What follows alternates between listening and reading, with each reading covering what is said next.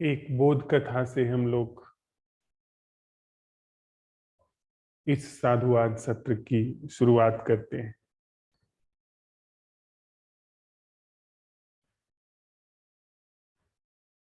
एक बूझ को उपलब्ध व्यक्ति के पास दूसरा एक व्यक्ति शास्त्रार्थ करने आया। उसके पास बैठा। उसने कहा कि सत्य को लेकर के हम बातचीत करना चाहते हैं। उसने स्वागत किया और कहा पहले चाय पी लीजिए। उसने जब प्लेट में कप रख करके चाय परोसी तो केतली से वह उसमें चाय उड़ेलने लगा। कप भरने लगा। भरते भरते मुंह को आ गया। वह जो व्यक्ति आगंतुक था उसने देखा कि कप तो भर गया है, पीने में दिक्कत होगी। फिर भी चुप रहा, लेकिन थोड़ी ही देर में उसने देखा कि कप से भी चाय छलक करके प्लेट में गिर रही है। तो उसे बड़ा आश्चर्य हुआ कि इस आदमी को इतना भी नहीं पता कि कप से चाय छलक करके गिर रही है। फिर भी वो चुप रहा, पर धीरे धीरे उसने देखा कि प्लेट से भी चाय गिरने वाली है। तब उसने टोका, उससे रहा न गया। कहा महाशय, कप भर चुका है, चाय नीचे गिर रही है।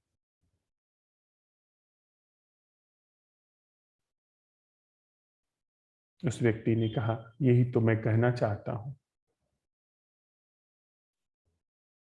कि यदि आप सब कुछ जानते ही हैं, आप भरे ही हैं, तो फिर कुछ नया कैसे आप में प्रवेश करेगा। शास्त्रार्थ का अर्थ यह तो नहीं ये हम लोग आपस में वाद विवाद करें और अपने अपने सिद्धांतों का, दृष्टांतों का पक्ष लेकर के और भी मजबूत हो जाए जीवन में। शास्त्रार्थ का जो आशय है, जो अभिप्राय है, जो उसकी प्रासंगिकता है, वह है कि उसके माध्यम से जीवन में कोई सीख, नई दृष्टि, नया जीवन जगह ले। वही बात हम लोगों को भी समझनी है। उसका एक, इस बोध कथा का एक अर्थ तो यह है ही कि नई चीज कैसे जगह लेगी, लेकिन दूसरा एक छिपा अर्थ भी है। छिपा अर्थ क्या है कि वह चारों ओर से उमड़ ही रहा है, जो सच है। चारों ओर से उसकी लहरें हमको घेरे ही हुए हैं। देर किस बात की है? हमारे खाली होने की। जैसे ही हम खाली होते हैं, वह जगह जो हमने घेरी हुई है, वह जगह खाली होती है। उस जगह से हम मिटते हैं, चारों ओर से वह जगह भर दी जाती है। और अगर नहीं भर रही है तो जरूर हम कहीं न कहीं, किसी न किसी रूप में उपस्थित है। किसी न किसी रूप में हमारी मौजूदगी बनी हुई है। किसी न किसी रूप में हमारा अहंकार हमको छल कर रहा है। किसी न किसी रूप में वह जो अपावनता है वह बनी हुई है, जिससे कि पावनता को अवसर नहीं मिल रहा है। यह कसौटी है। आज 7वां दिन है और सांझ की यह अंतिम बैठक है। औपचारिक रूप से हम लोग जानते हैं कि सीखने का आरंभ है, पर सीखने का कोई अंत नहीं। जीवन में पावनता का आवाहन है, पर पावनता कितनी व्यापक है, कितनी गहरी है, कितना उसका प्रसार है, विस्तार है, उसका कोई भी ओर छोर नहीं, कोई भी उसका अंत नहीं। वह अनंत है।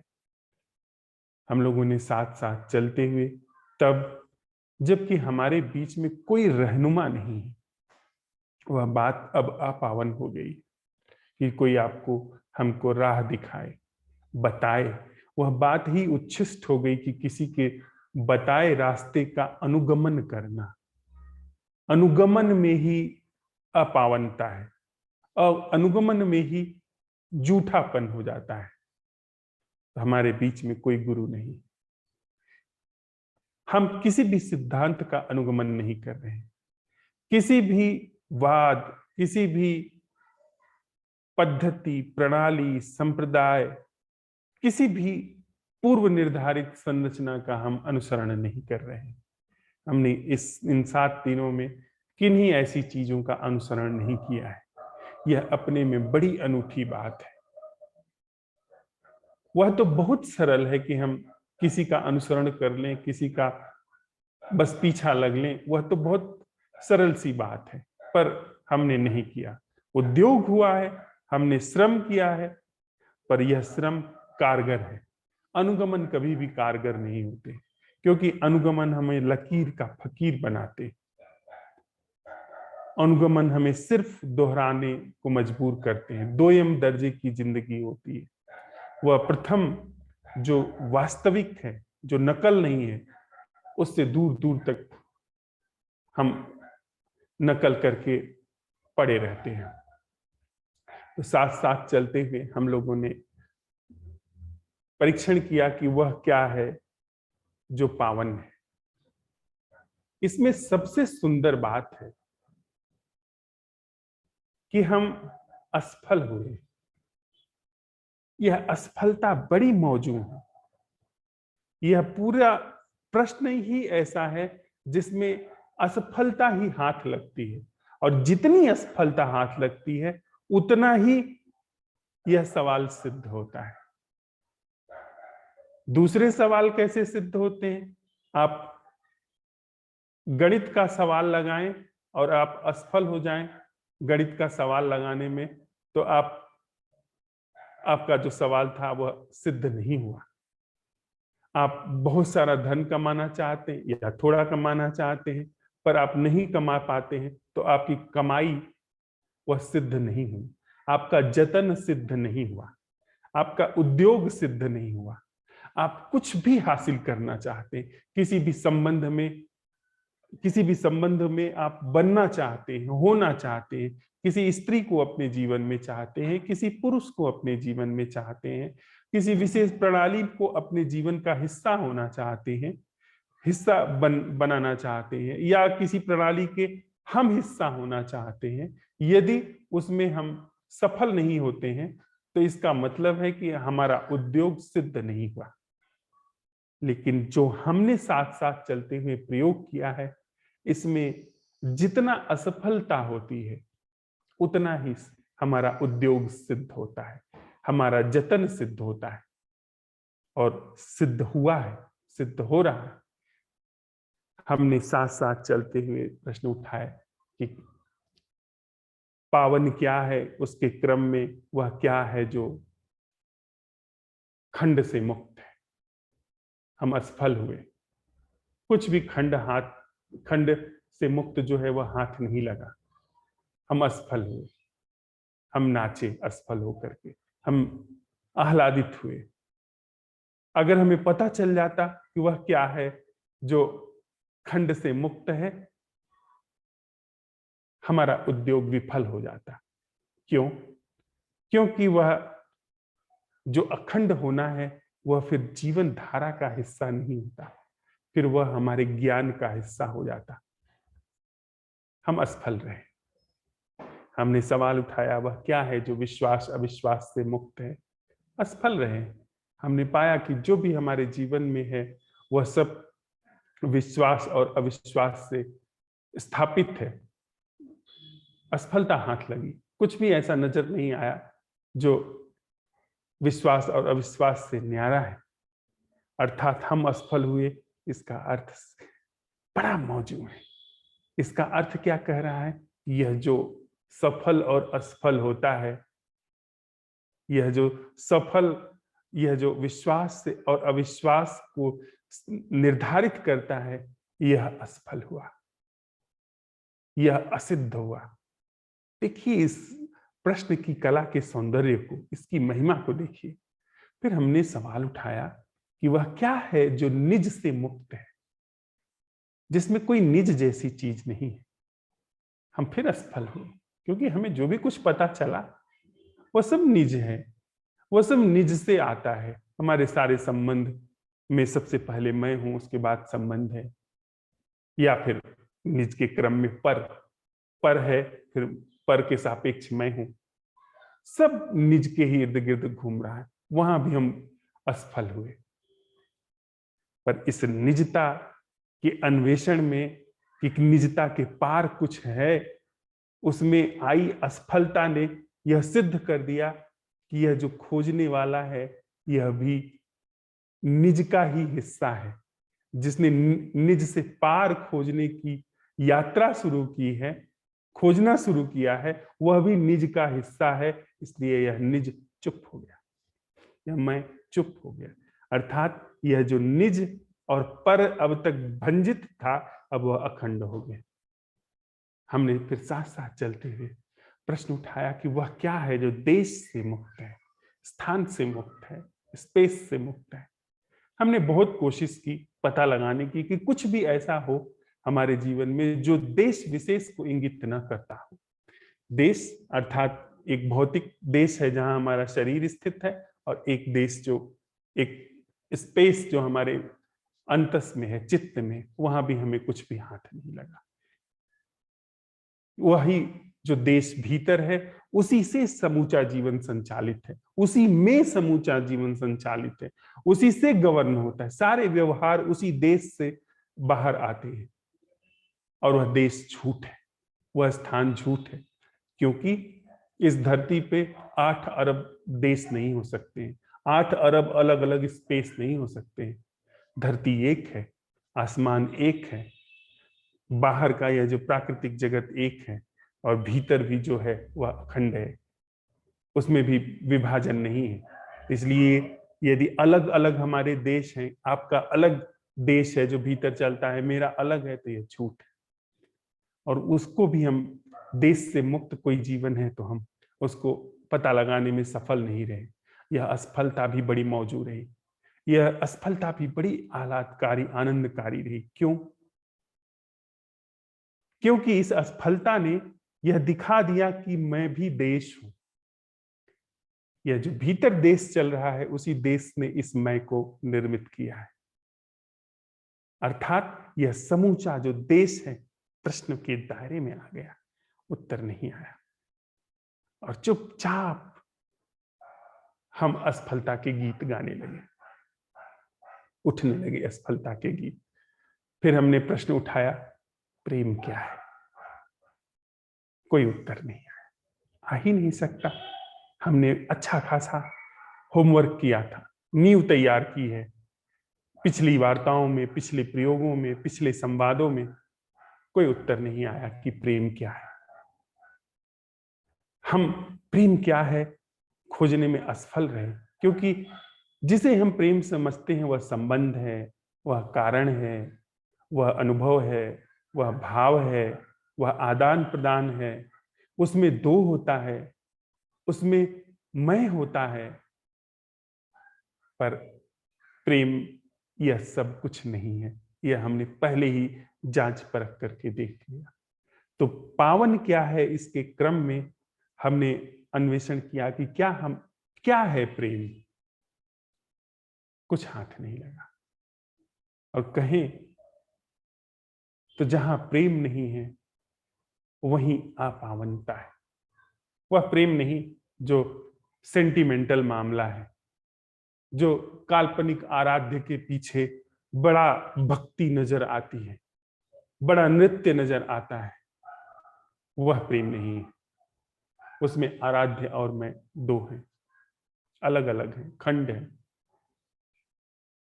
वह वह प्रेम देश में घटित होता है, वह प्रेम काल में घटित होता है। तो देश काल से जो बाधित है, प्रेम के नाम पर वह केवल धोखा है, प्रेम नहीं। बड़ी निर्ममता से जो प्रेम नहीं है उसको हमने छांट करके देखा था। यहां सवाल उठाया कि प्रेम क्या है, उत्तर कुछ नहीं आया। और आज भोर की बैठक में हमने सवाल उठाया है कि इन सारे असंभव प्रश्नों को उठाते हुए हमारे जीवन में वस्तुतः क्या घटा? क्या पूरा का पूरा वार खाली चला गया? कुछ हाथ नहीं आया?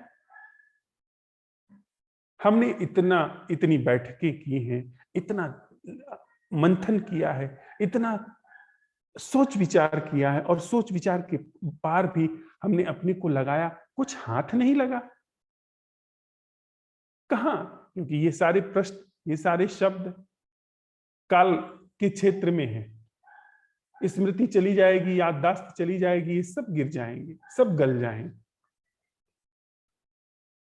शरीर खत्म होगा, सब खत्म हो जाएगा। हम सब बिछुड़ जाने वाले हैं, आज नहीं तो कल। क्या हाथ लगा? हाथ लगा है, कला हाथ लगी है। जीवन को उबारने की, जीवन के आमूल रूपांतरण की कला हाथ लगी, और वह कला इतनी मौन है, इतनी नाजुक है कि उस कला को प्रकारांतर से ही अवसर मिलता है। सीधे उस कला को हम सीख नहीं सकते हैं। हमने उस कला को बड़े अपरोक्ष रूप से सीखा है कि जैसे हम जब प्रश्न उठाते हैं, प्रश्न उठाने के साथ ही वह कला हमारे जीवन का हिस्सा हो रही है।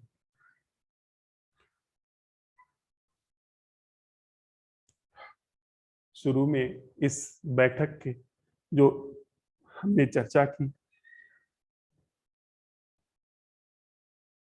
कि यदि जीवन में प्रेम नहीं है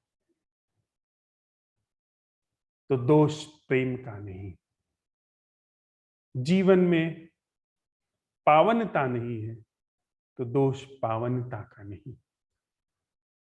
पावनता बिल्कुल हमको घेरे खड़ी है और हम अपवित्र हैं। हम इस तरह से अपवित्र हैं जैसे कि गंगा में डूब करके कोई अपवित्र हो।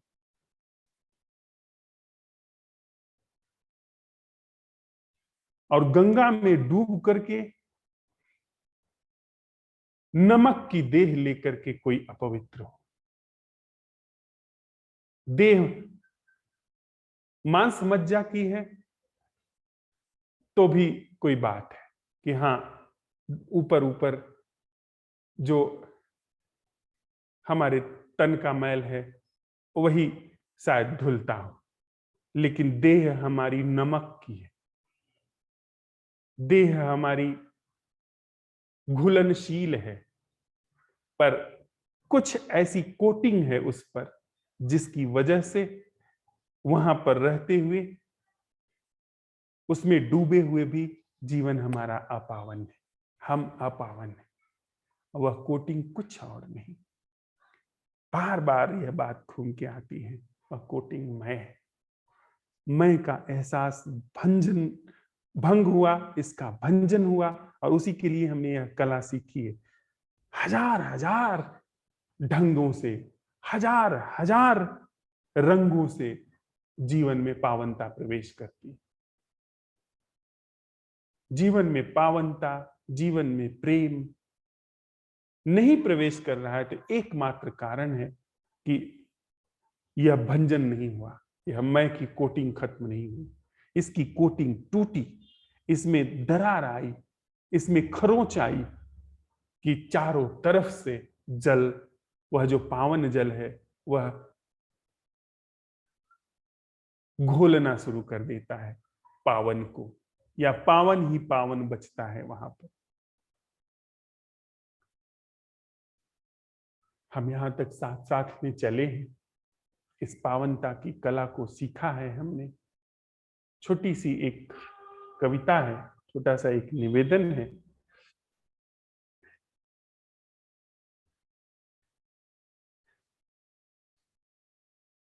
जो जीवन हमसे कह रहा है, जिस जीवन ने, जिस सौभाग्य ने, जिस सुअवसर ने, जिस प्रसाद ने हमको साथ साथ यहां पर एकत्रित किया, साथ साथ, जबकि हमारा मन बिल्कुल राजी नहीं होता है ऐसी चर्चाओं के लिए। हमारा मन किसी नई चीज के लिए बिल्कुल राजी नहीं है, और जिसमें उसको अंतर्दृष्टि है, उसका भंजन है, उसके लिए तो बिल्कुल राजी नहीं। पर फिर भी यह जो राजी होना है, जो साथ बैठना है, देखते हैं ना कितने सारे मित्र आते हैं, कितने सारे मित्र सुनते हैं, समझते हैं, पर कुछ भी पल्ले नहीं पड़ता, विदा हो जाते हैं। आते हैं, घूमते फिरते हैं, देखते हैं, फिर चले जाते हैं। पर हम थोड़े से लोग साथ चलने के लिए राजी हुए, साथ अपने भीतर झांकने के लिए राजी हुए। उसी उसी जो धन्यता है, उसी के लिए यह छोटी सी एक कविता है जो जीवन हमसे कह रहा है। इस कविता ने चिड़िया और वृक्ष इसका रूपक लिया है, इसकी उपमा ली है कि जीवन वृक्ष के रूप में है और हमारा होना चिड़िया के रूप में है। और वृक्ष चिड़िया से कह रहा है, यानी अब तक का जो यह सुअवसर हमारे जीवन में आया है, चाहे वह मिथ्या का ही क्षेत्र रहा हो, पर अब वह वही सुअवसर हमसे कह रहा है, प्यारी चिड़िया उड़ो, अब मोह न करो। प्यारी चिड़िया उड़ो, अब मोह न करो। मेरा जीवन तो ढल चुका, पर तुम्हारे पीछे ही तुम्हारी भोर तुम्हें पुकारने लगी है। अपनी खुरदुरी सख्त डालों के कोटर में हर सांझ तुम्हारे नाजुक जीवन को आश्रय दे मैंने बहुत आनंद पाया। वृक्ष कह रहा है कि अपनी खुरदुरी सख्त डालों के कोटर में हर सांझ तुम्हारे नाजुक जीवन को आश्रय दे मैंने बहुत आनंद पाया। अब समय आ गया विदा का, जैसे आनंद से स्वागत हुआ वैसे ही विदा भी स्वीकार करो। जैसे आनंद से स्वागत हुआ वैसे ही विदा भी स्वीकार करो। यह न समझना कि यह विदा शाश्वत है, यह न समझना कि यह विदा शाश्वत है, बस औपचारिक है। रोज तुम्हें अपने आगोश में आश्रय दे तुम्हारी चंचलता, तुम्हारे गीत और तुम्हारी उड़ान। रोज तुम्हें अपने आगोश में आश्रय दे तुम्हारी चंचलता, तुम्हारे गीत और तुम्हारी उड़ान मैंने अपने हृदय में सोखी है। और अपना मौन, अपनी खिलावट, अपना मजबूत आश्रय तुम में पिरोया है। अब हम कहीं भी होंगे अधूरे न होंगे। तुम ऐसी चिड़िया होगी जो मजबूती से मौन में खिल भी सकेगी। तुम ऐसी चिड़िया होगी जो मजबूती से मौन में खिल भी सकेगी। मैं ऐसा वृक्ष होऊंगा जो हवा के संग चंचलता में झूमेगा।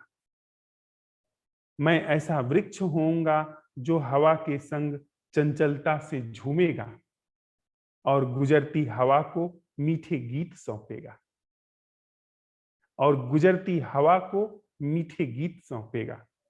तुम चिड़िया वृक्ष होगी, मैं वृक्ष चिड़िया होऊंगा।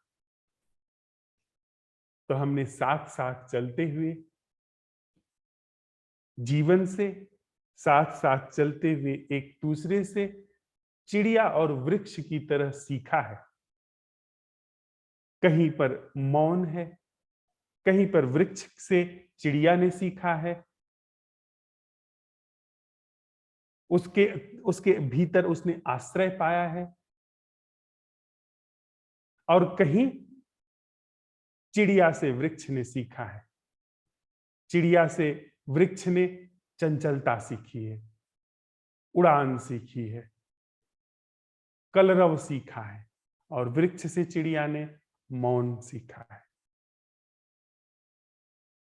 यहां पर कोई गुरु नहीं, हम सब लोगों ने साथ साथ चलते हुए सीखा है। जीवन से सीखा है, एक दूसरे से सीखा है। कुछ आपसे हमने, कुछ हमने आपसे सीखा है। इसलिए साधुवाद समान है, कोई निम्न नहीं है, कोई उच्च नहीं। साधुवाद समान है। वैसे भी, और वैसे भी यह साधुवाद समान है जिसमें कोई साधुवाद देने वाला नहीं, क्योंकि हम सब लोगों ने जो असंभव कला सीखी है, जो प्रश्न उठाने का अनूठा ढंग सीखा है, जिस ढंग से हमारे जीवन में, हमारे जीवन धारा में कुछ ऐसा रूपांतरण करने की कीमिया हाथ लगी है जो कि अभूतपूर्व है, जिससे हमारा यह जो शोक और दुखग्रस्त जीवन है, यही नहीं जो झूठ भी है, जो हमें पता हो न हो, वह सब भी टूट जाता है, उसका भी भंजन हो जाता है, वह भी खत्म हो जाता है। तो हो सकता है कि हम बड़े नौसिखिए हों, बड़े प्रारंभिक अभी सीखने वाले हों, पर सीखने की कला ने जीवन में अंकुर खोलना शुरू कर दिया है। अब हमें, भले हम औपचारिक रूप से अलग हो रहे हैं, लेकिन कहीं गहरे तलों पर हम अटूट हैं, अखंड हैं।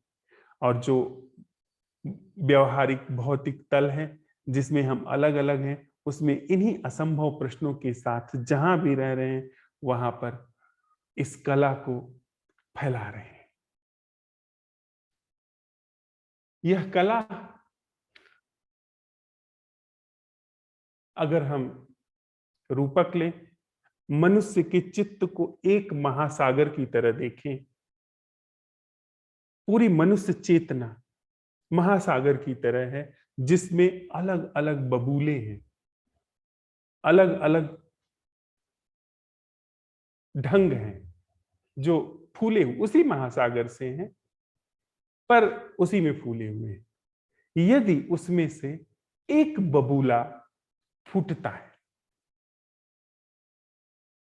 एक बबूला उस महासागर के ढंग में जो अरबों बबूले हैं उसमें विसर्जित होता है, उसकी उसने जो जगह घेरी हुई थी वह जगह दूसरे बबूले के लिए खाली कर दी। तो आपने देखा होगा कि जैसे ही एक बबूला फूटता है, आप देखिएगा कभी, जैसे ही एक बबूला फूटता है और उसकी जगह खाली होती है, दूसरा बबूला भी फूट जाता है। वह भी क्योंकि उस वह जिस जगह से टकरा रहा था वह जगह खाली हो गई। जिस जगह से उसकी बाउंड्री बनी हुई थी, सीमा बनी हुई थी, वह सीमा नहीं रही तो वह भी फूटा, वह भी फूटा, तीसरा फूटा, चौथा फूटा, सारे बबूले फूटने शुरू हो जाते हैं। ऐसे ही यदि हमारे इस मनुष्य चेतना में एक अहम गिरना शुरू हुआ, एक अहम का आकाश फूटा, झूठा आकाश फूटा, तो समूची संरचना फूटनी शुरू हो जाती, क्योंकि सब कुछ भीतर एक दूसरे से जुड़ा हुआ है, एक दूसरे से लगा हुआ है। सारी अहंकार की दीवारें एक दूसरे से सटी हुई, दीवार टूटनी शुरू हुई, भरभरानी शुरू हुई। दीवारें टूटी हैं, पहले दीवारें टूटी हैं, उसी का परिणाम है कि जहां पर ये हैं बबूले की दीवारें, पर देखिए ना हमारे जीवन में वह स्टील से भी मजबूत दीवालों का काम करती है। हमारा अहंकार पूरे जीवन नहीं टूट पाता है, पर अगर यह कला है जो हमने सीखी है खुद को मिटाने की, असंभव प्रश्न की कला, तो यह बबूले जैसा जीवन सिद्ध होता है। और एक बार फूटा, फूटना शुरू हुआ, उसी फूटने के क्रम में हम फूट रहे हैं। हमसे पहले भी लोग फूटे हैं, उसी क्रम में हम फूट रहे हैं। और हम इस फूटने की, जो पहले एक तरफ स्टील की तरह दीवारें मजबूत बन रही हैं सारी दुनिया में, पर हम फूटने के क्रम में हैं। यह जो फूटना है, ये जो दोपहर की बैठक में बुझन वाली बात आई है, इस बुझन ने, इस मिटने ने ही एकमात्र कल्याण की संभावना इस मनुष्य चित्त में, जो कि युद्धों से, असंख्य दुखों से, अनर्गल व्यस्तताओं से भरा हुआ है, उसको उसके दुख से मुक्त करने और जो पावन है उसमें स्थापित करने की दिशा खोजी है। इतनी सी बात निवेदन करनी थी इस भोर, इस इस सांझ की बैठक में और इस औपचारिक रूप से समापन बैठक में जो हमने सीखा है, और अब हम चाहते हैं कि साथ साथ चलते हुए जो भी कुछ कला हमारे हाथ में आई है उसको क्रमशः हम सभी प्रतिभागी साझा करें, और जो भी हृदय के उद्गार निकल करके आते हैं उन्हें यदि परोस सके, प्रस्तुत कर सके तो शब्दों में प्रस्तुत करें। 2 मिनट के लिए हम लोग साथ में बैठते हैं। ये जो हमने फूटने की कला सीखी है उसके साथ थोड़ा होते हैं, इसके बाद अपने उद्गार यहाँ पर रखते हैं।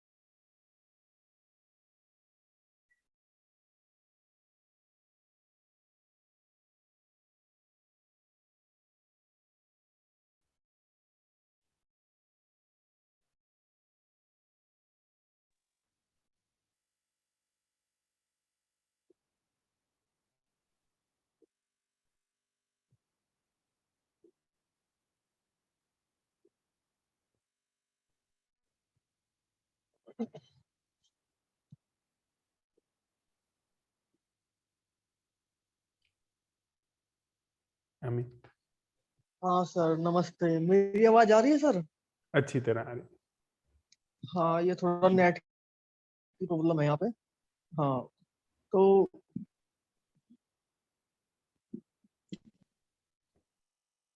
शब्दों में तो मैं कुछ कह नहीं सकता कि क्या हाथ लगा, लेकिन दोपहर में कुछ लिखने बैठा तो कुछ लिखा गया, उसको ही शेयर करूंगा। हाँ, इससे बड़ा कौन सा कर्म होगा जब कोई खुद को खुद से ही रिहा करने की राह पर चलता है। इससे बड़ा कौन सा कर्म होगा जब कोई खुद को खुद से ही रिहा करने की राह पर चलता है। इससे बड़ा कौन सा धर्म होगा जब कोई खुद की लगाई आग में जलता है। इससे बड़ा कौन सा धर्म होगा जब कोई खुद की लगाई आग में जलता है। सदियों से बनी इस बेड़ियों में जब कोई तोड़ ढूंढने को निकलता है। ऐसा ध्रुव है ये पथ, अनगिनत बार पथिक गिरता है और संभलता है। ऐसा ध्रुव है पथ, अनगिनत बार पथिक गिरता है संभलता है तो नामुमकिन सी बात, लेकिन फिर भी उस मुकाम पर आने को मन मचलता है अनंत शुभकामना उस पथिक को जो इस गुलाम मानवता में स्वतंत्रता का पथ चुनता है अनंत शुभकामना उस पथिक को जो इस गुलाम मानवता में स्वतंत्रता का पथ चुनता है। इससे बड़ा कौन सा कर्म होगा जब कोई खुद को खुद से आजाद करने की राह पर चलता है। एक तो सर ये लिखी थी छोटी सी, एक और लिखी है। एक है ये, मुझे आभास है मैंने ही बनाया है अपनी इस जकड़न को। मुझे आभास है मैंने ही बनाया है अपनी इस जकड़न को। फिर भी क्यों बार बार इस दुनिया पर आरोप लगाता हूँ। फिर भी बार बार क्यों इस दुनिया पर आरोप लगाता हूँ। खुलेगी मुझसे ही मेरी बेड़िया, फिर भी क्यों इस दुनिया के आगे गिड़गिड़ाता हूँ। खुलेगी मुझसे ही मेरी बेड़िया, फिर भी क्यों इस दुनिया के आगे गिड़गिड़ाता हूँ। मुझे आभास है कि ये दुनिया और मैं कोई अलग नहीं है, फिर भी क्यों बार बार अलग हो जाता हूँ। मुझे आभास है मैं ही अपनी जकड़न हूँ, फिर भी क्यों इस दुनिया पर आरोप लगाता हूँ। सर ये बस दो छोटी सी कुछ निकल कर आई थी और मैंने शेयर की। बाकी जो कुछ हुआ है वो मुझे भी ज्यादा आभास नहीं है। असंभव पर्सन के साथ कुछ जो जो बुझे हैं वे तो हल्के हुए हैं, लेकिन शायद सदियों सदियों का जो बुझा है वो पता नहीं कितना गहरा है, उसके बारे में मैं निश्चित नहीं हूँ। अभी जो उद्गार मैंने निकले मेरे मन से वो मैंने शेयर किए। नमस्ते। साधु साधु साधु। सर नमस्ते। नमस्ते अनिल। सर आज जब ये पता चलता है, हालांकि ये बात पहले दिन ही पता रहती है कि 7 दिनों की कार्यशाला है, तो एक ना एक दिन इसका समापन आएगा ही। ठीक है, आप बहुत सुंदर शब्द दिया, हम तो सीधा समापन कहते हैं, औपचारिक समापन शब्द बड़ा सुंदर है। लेकिन फिर भी सर धीरे धीरे जैसे ये टाइम आता है और सुबह की बैठक के बाद तो ये एकदम सामने ही खड़ा दिखता है कि हाँ अब अलविदा का टाइम है। तो आज मैं सुबह की बैठक के बाद सोच रहा था कि 7 दिनों में, इससे पहले की कार्यशालाओं में आपने हमको मतलब हमको साथ लिए चल रहे हैं कुछ सिखाने के लिए, कोई कला सिखाने के लिए। अब उस पे तो दावा बनता नहीं है सर के कला सीख रहे हैं, सीख गए हैं, क्या है। पर ये था कि आज मैं सोच रहा था कि जब हम लोग अपना अवलोकन देते समय या जो हमें दिखता है, जो अंतर्दृष्टि में आता है, कहीं अटक जाते हैं उसे कहने में, एकदम असहाय सा पाते हैं खुद को कि अब क्या करें, क्या होगा। उनका उस समय सर हमको क्या उपदेश देते हैं या उनकी हमारे लिए क्या कहते हैं ना कि यहाँ से आगे बढ़ने के लिए वो हमें क्या चीज पकड़ाते हैं, क्या शब्द होते हैं उनके, इस चीज का मैं बार बार सोच रहा था। तो एक चीज मेरे को सामने आई कि आप अक्सर कहते हैं धीर धरो, धैर्य रखो। कई बार कहा है आपने, डायरेक्टली मुझसे भी ये चीज कही गई है, बाकियों से भी कहा है, मुझसे भी कही गई है ये बात।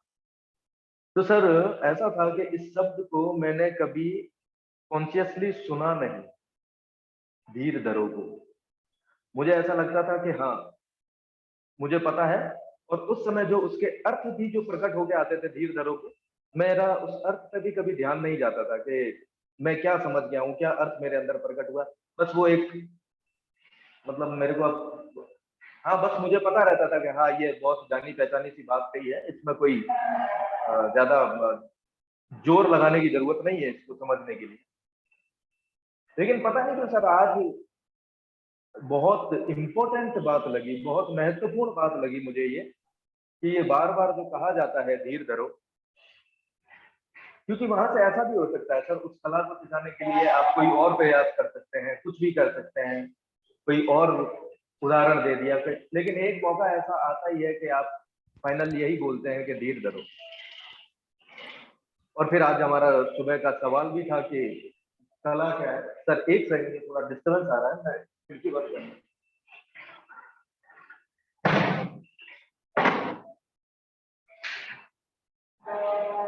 जी सर। तो कि ये कला क्या है, कला का मांझना क्या है, तो शायद इस सवाल पे तो मैं पता नहीं कितना रह पाया नहीं रह पाया, पर ये आपके जो दो शब्द धीर धरो, इस पे मैं रुक गया और मैं देखने की कोशिश करने लगा कि एक्चुअली ये धीर धरो होता क्या है। तो पहले तो मैंने ये जानने की कोशिश करी कि मेरे अंदर इसका अर्थ क्या स्पष्ट होता है, क्या अर्थ निकल के आता है जिससे मुझे लगता है कि ये बात मेरे को स्पष्ट। तो बात ये आई कि मेरा जो दिमाग है इस धीर धरो को ये समझ रहा था कि अरे अभी आप लोग आए हो, 2-4 महीने हुए हैं, 2-4 कार्यशालाएं ली हैं आपने, रुको, कुछ और कार्यशालाएं हो जाने दो, थोड़ा इसमें गति कर लो इन क्रिया विधियों में या जो भी है, और वक्त के साथ ये चीज आ जाएगी। ये अर्थ मेरे को स्पष्ट, मुझे उस समय ये पता चला कि इसका अर्थ मैं ये लेके समझ के आगे बढ़ रहा हूँ। पर इतना तो मैं समझ ही सकता हूँ कि इस तरह की बातों का यहाँ तो कोई अर्थ है नहीं है। फिर मैंने इसको क्लीन किया, मैंने कहा इस अर्थ को हटाते हैं, अब तो मुझे बस ये पता करना है कि धैर्य होता क्या है। उसके सवाल को थोड़ी देर रखा अपने दिमाग में, तो देखिए सर क्या हुआ, उसका जवाब आता है धैर्य क्या है। वो जवाब कहता है कि आपको उतावलापन नहीं करना है, थोड़ा समय दीजिए चीजों को। ये उसके जवाब आने चालू हुए, और उसी के साथ मुझे पता चला कि ये जो सवाल आया है, ये सवाल का जो जवाब मेरे को मिला है, ये अधीरता है, ये अधैर्य है। मैं पूछ रहा हूं, मैं जानना चाह रहा हूं कि धैर्य क्या है, और तुरंत मेरे पास एक ऐसी स्थिति आ रही है जहां मेरे को उस प्रश्न से मुक्त किया जा रहा है, ये अधीरता है। मुझे नहीं, मतलब मैं एकदम कैसे कह दूं कि मैं धैर्य को समझ गया क्या है, पर ये प्रश्न का खिलना और खुलना, ये धैर्य क्या है शब्द से मुझे थोड़ी सी ऐसा, मतलब मेरे को ये पता चल रहा है कि प्रश्न खिलना और खुलना जो हम बार बार कह रहे हैं, चीज क्या होती है, धैर्य क्या है, इस पे टिके रहो, टिके रहो, टिके रहो। तो आपकी गतिविधि, आपकी गतियां, अब सर मैं किस पर कितना भी इसको मतलब पल्लवन करके बोलता रहूं, मैं शायद ऐसा समझ रहा हूँ कि जो बात मैं कहना चाह रहा हूँ वो आप तक पहुंच गई होगी। क्योंकि सर इस कार्यशाला में पिछले 7-8 साल नहीं, 7-8 दिनों में क्या हुआ है कि हम तो कई बार ऐसे अचंभित हो गए, सरप्राइज हो गए, कई बार तो एकदम यूं भौचक्के से खड़े हो गए, क्योंकि हमें ऐसा लग रहा है कि हम जो सोच रहे हैं वो आप यहाँ बोल ही दे रहे हैं। मतलब जनरली ये कार्यशाला मैंने और तरुण ने साथ ही ली है, काफी सेशन साथ ही लिए, तो कभी इसने कभी मैंने इसको ऐसे हाथ से इशारा करके बोला है कि ये देखो ये वही बात आ गई। हमारा ध्यान चला ही जाता है क्योंकि हम दिन भर सोच रहे हैं और वही बात आ गई, तो आप कहीं ना कहीं सरप्राइज हो ही जाते हो। पर मान लो कहीं चूके भी तो हम एक दूसरे को बताते हैं कि देखो ये बात आ गई, तो ऐसे ही मजाक के तौर पे हम लोग एक दूसरे को कह भी रहे हैं कि सर सुन रहे हैं, थोड़ा सा आराम से सोचो, देख के सोचो, काम करते रहो, वहां से कुछ देखा जा रहा है, पता नहीं कितनी सही है गलत है बात, मजाक की बात है। तो जो ये प्रश्न का खिलना खुलना जो बात है, वो इसके बारे में मेरे को इतना ही कहना है सर। एक कविता थी सर, मैंने हालांकि बहुत पहले लिखी थी, पता नहीं है तारीख वगैरह तो उसके नीचे कुछ लिखी नहीं है, पर ऐसे ही एक्चुअली मिली भी मुझे तरुण के पास से ही है। तो तब तो उसके मायने कुछ और हुआ करते थे जब लिखी थी, पर मायने स्पष्ट नहीं करूंगा ना पहले के ना अब के, पर अब मेरे लिए उसके मायने बदल गए हैं।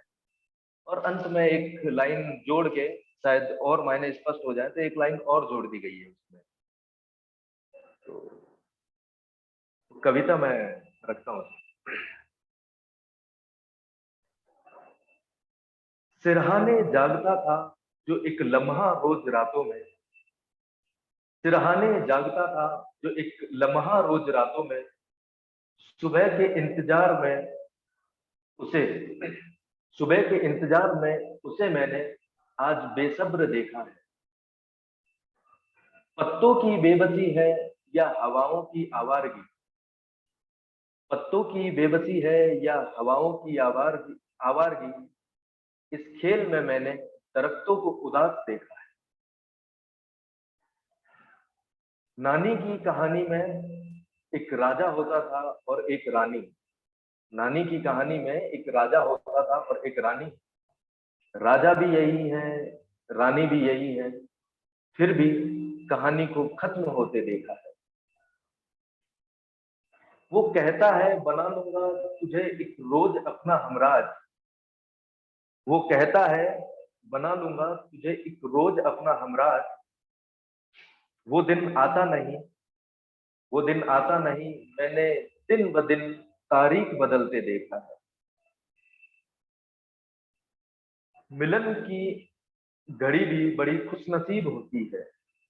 मिलन की घड़ी भी बड़ी खुशनसीब होती है। समंदर की बाहों में अक्सर मैंने नदी को खिलखिलाते देखा है। ये बात यहाँ पे पुरानी जब तक की खत्म हो गई, अब कविता से शायद जो कहते हैं लाइन से लाइन मिला के चलना, क्या शब्द कहते हैं, तरुण को पता होगा उसे क्या कहते हैं, तुकबंदी। तुकबंदी, तो तुकबंदी यहाँ तक ठीक चली आई, लेकिन अब तो क्या है, सारी तुकबंदियां टूट रही हैं, सारी बात खत्म हो रही है। तो ऐसे ही तुकबंदी तोड़ के अपनी आखिरी बात को फिर से दोबारा कहता हूँ। मिलन की घड़ी भी बड़ी खुश नसीब होती है। मिलन की घड़ी भी बड़ी खुश नसीब होती है। लेकिन नदी, लेकिन नदी फिर कहाँ नदी रहती है। जी सर। और इसी के साथ मतलब औपचारिक ही है, लेकिन ये कह देता हूं मैं, आपको बहुत बहुत धन्यवाद। मेरे साथ जो दोस्त है बाकी यहाँ पे, उन सभी को बहुत बहुत धन्यवाद। जी सर। साधु साधु साधु।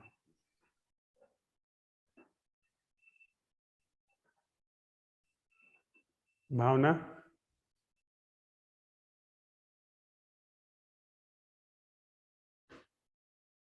Devika,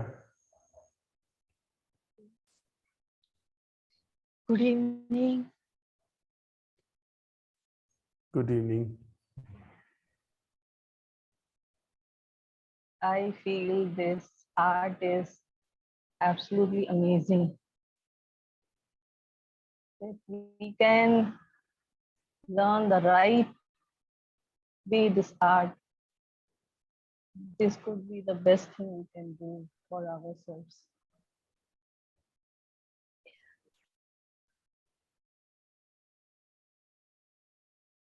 So I'm very grateful that I'm part of this thing. And I know that I have to go a long way in learning this art. But it is revealing things to me which was beyond my expectations. So I'm full of gratitude. And I'm not a poet, but still I try to write something. I don't know how good it is. So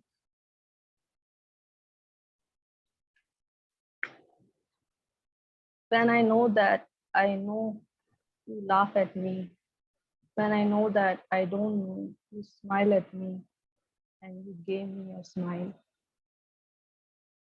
I always lost you in my looking. Now I have found you in just looking.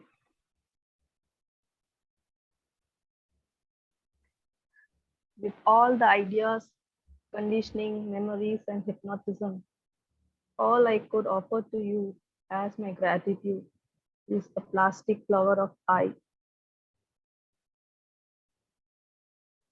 With your generosity, love, and compassion, you accept it and transform it into the flower of life and made it pavan. So thank you to everyone. Thank you, Dhanrajji. साधु साधु साधु।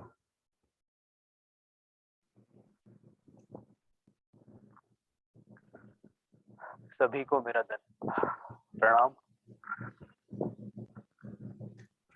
धन्यवाद।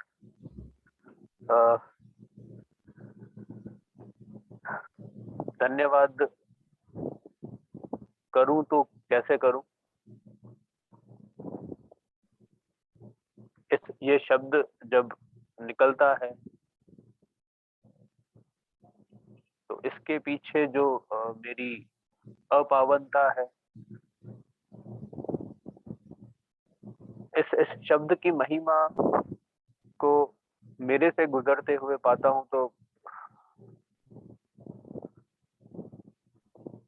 खुद को बहुत छोटा पाता हूँ इसको सवाल करने के लिए सभी साथियों को जिस भी तरह से यह स्वीकार हो, मैं सभी को धन्यवाद करना चाहता हूँ। प्रश्न उठाने की कला के बारे में कुछ कहना चाहूंगा सर। अब तक जीवन में जैसे भी जीता आया, हमेशा ये लगता था मैं सधा हुआ, व्यवहार कुशल हूँ, मुझे चीजों की समझ है, खुद को देखने की समझ है। पर जब से मैं इस कला से जुड़ा हूँ या इसे समझने की कोशिश में लगा हूँ, आपके द्वारा, अन्य सभी साथियों के द्वारा, कार्यशाला में सबसे जो महत्वपूर्ण या ध्यानशाला कहूँ तो इसमें सबसे जो महत्वपूर्ण बात होती है, हर साथी के द्वारा बोली गई बात में मैं खुद को पाता हूँ। पहले कार्यशाला में ये कहा गया था कि बोल रहे हैं पर हमें हमारे जीवन में उसे देखना है जो बोला जा रहा है। सर दिखता है, यहाँ आके दिखता है, हर प्रतिभागी की बात में मैं खुद को पाता हूँ। जो भी बोला जा रहा है खुद के अंदर झांक के देखता हूँ, मुझे दिखता है। शरद जी ने एक बात कही थी घर को लेकर, घर के बारे में जो विचलन चला आ रहा था उनके लाइफ में, और फिर जब कार्यशाला के दौरान उन्हें दिखा कि अरे ये सब तो सिर्फ छलावा है मेरे मन का, और उन्होंने ये बात भी बोली, अभी मुझे दिख रहा है पर मुझे पता है 4 दिन बाद में वो वापस आकर अटैक करेगा और मुझे विचलित करेगा।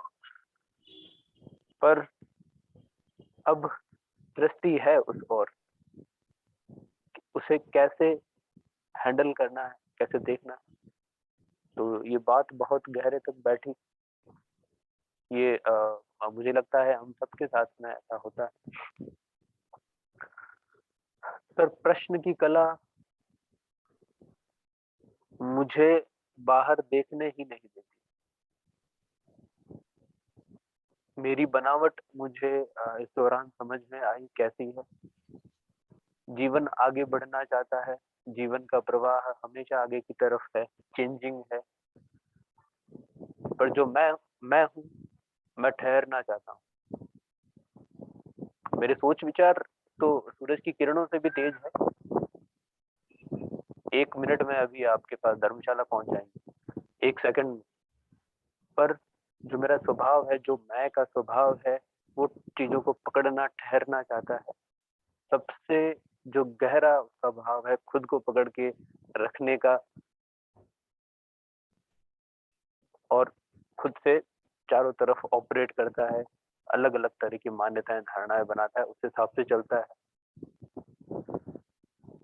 खुद का इसका कुछ नहीं है, सब बाहर से आया हुआ है। समझता मैं हूँ कि सब मेरा है, पर है सब भी बाहर से। कहते हैं ना ऑन पर्सनैलिटी, आजकल जो चले आ रहा है, योर ओन पर्सनैलिटी, वो बस ऐसे ही अब समझ में आता है कुछ नहीं है। ओन आपका कुछ नहीं है, आप सब बाहर से बने हुए हो। प्रश्न ने जो गति बाहर की तरफ होती थी उसे वहां से हटाकर अंदर की तरफ मोड़ा है। पहले भी मैं कोशिश करता था कि अरे ये बाहर हो रहा है, मैं अपने अंदर देखूं, पर मेरे पास उपाय नहीं था। कैसे देखूं, हो ही नहीं सकता था। क्यों? क्योंकि करने वाला तो मैं हूं। मैं अगर सोचूंगा नहीं मैं अंदर देखूं तो संभव नहीं, हुआ नहीं। ये परीक्षित बात है, मैंने परीक्षण किया था इसका पहले भी। मुझे दिखती थी मलिनता, अरे कुछ गड़बड़ अंदर है, पर दृष्टि अंदर आ नहीं सकती थी। क्यों? क्योंकि देखने का जो ढंग है वो तो बाहर की तरफ है, मैं तो बाहर ही देख सकता हूँ। प्रश्न की कला ने यह किया है, मुझे खुद की तरफ मोड़ा है। शांत रहना अच्छा लगता है, एकांत में बैठना अच्छा लगता है। मौन तो सबसे, अकेलापन अब खाता नहीं है, अब उसमें मजा आता है। खुद के रेशे रेशे को देखने में मदद मिलती है। मैं फ्रेम और नहीं करना चाहूंगा, क्योंकि करूंगा तो मैं उसको मलिन करूंगा और मैं नहीं चाहता मेरी उपस्थिति वहां जाए। अब ये चाहने, ये जो चाहत है, ये भी शायद वहां से आ रही है, मुझे इसका भान नहीं, पर वो कीमिया ऐसा समझ आता है कि हाथ लगी है।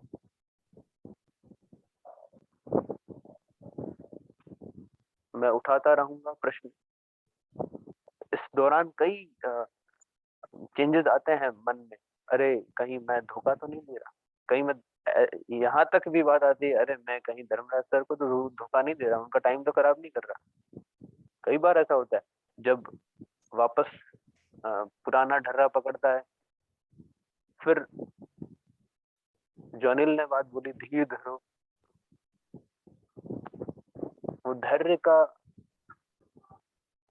धीर शब्द जब सामने आता है तो लगता है अगर मैं धोखा दूंगा भी तो खुद को दूंगा, मैं किसी और को दे ही नहीं सकता। कुछ भी कर लूं मैं, मेरे वश में है ही नहीं किसी और को धोखा दूंगा। तो अंदर देखना, खुद को देखना सबसे मुश्किल काम है, खुद पर दृष्टि आना, क्योंकि वहां तो कचरा ही कचरा है और जब वो कचरा दिखता है तो दर्द होता है।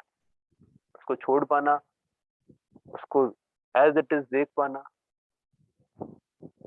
इसमें बहुत ऊर्जा लगती है। पर प्रश्न, ये ऊर्जा बिना मेरे हुए पता नहीं कहां से लाता है, पर लाता है। तो सर, इस कला को सिखाने के लिए मैं आपका धन्यवाद देना चाहता हूँ। मैं उस अज्ञात का धन्यवाद अवश्य देना चाहता हूँ कि मैं इस यात्रा में, इस यात्रा का हिस्सा बन पाया। मुझे नहीं पता वो सब कैसे हुआ, पर मैं सभी को धन्यवाद देना चाहता हूँ। कोटि कोटि धन्यवाद। साधु साधु साधु।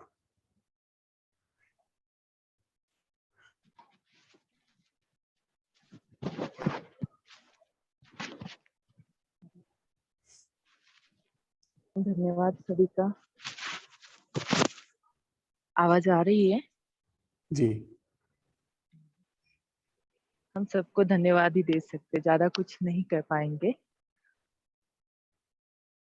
आप सबके साथ चलते चलते हम खुद का भी परीक्षण कर पाते हैं, अवलोकन कर पाते हैं।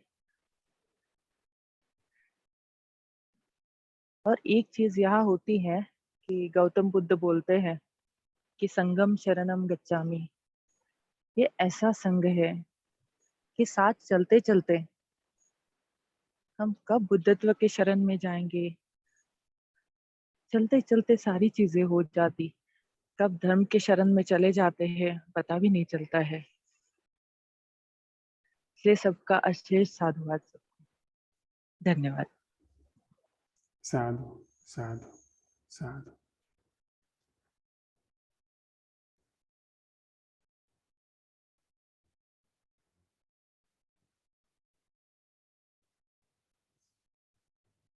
नीरज। नमस्ते भैया। नमस्ते नीरज। वही रोज का टेम्परेचर कमरे और पूरा दिन पार्क में ही रहा था मैं तो आज 1 बजे के बाद। और उसके बाद जैसे दिन ढलता गया, नर्वसता आती कि एक अंदर के आज लास्ट दिन भी है ध्यानशाला का, और पहली बार किसी ध्यानशाला से मैं जुड़ा हूँ। इसका भी धन्यवाद, सभी भाइयों का धन्यवाद। और आज जो प्रश्न के साथ हम सुबह आपने विदा करे थे, सुबह सुबह फिर आप जो परमिला जी को जो बात बता रहे थे कि प्रश्न के साथ ठहरना, वो आज मुझे अच्छी तरह समझ में आया इशारा कि प्रश्न के साथ पूरा दिन कैसे रहा जाता है। प्रश्न के साथ जब मैं रहा सुबह, आपने कई बार बैठने के लिए बोला कि प्रेम की कला क्या, प्रेम क्या, बार बार आपने बोला तो बैठे उसी टाइम। फिर आपने इशारा बताया था तो उसके अंदर जाने के बाद शुरू में भी वही चीज दिखी थी, मेरी बात वही, और आज भी वही बात है कि मैं भी भटक जाता, मन कुछ पाने की कोशिश करता कि गलत कर रहा है, तो बेचैनी खेलता, तो उसी टाइम पर शनि आ जाता है कि प्रेम क्या है। तो मैं के साथ पूरे दिन रहना, जैसे कि पहले भागता था इधर उधर, घबराहट हो जाती थी, किसी भी विचार के साथ बह जाता था, वो आज नहीं हुआ है और शुरू से अभी तक नहीं हुआ है। जहां भी भटकने का रास्ता था वो आपने इशारे में बताया सर। अगर आगे भागूं तो कुछ नहीं मिला है, अगर ठहरूं तो बहुत कुछ मिला है। और सर कविता तो कुछ याद नहीं है, पर मैं सभी को हाथ जोड़कर नमस्ते करता हूँ, यही है सर। साधु साधु साधु।